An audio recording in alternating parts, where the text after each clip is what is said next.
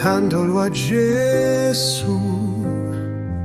Siyavuma, siyamthokozisa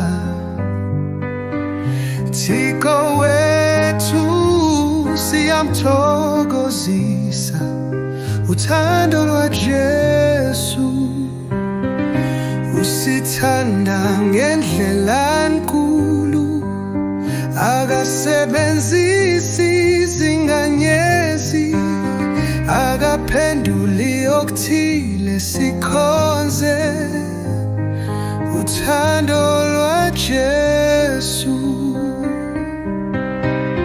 Sihamba ngezandla zakhe Thixo wethu, siyamthokozisa akasoze ashiye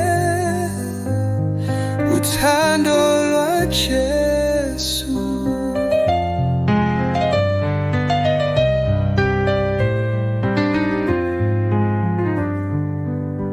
Sikuthokozisa, siyavuma, simthokozisa ngezandla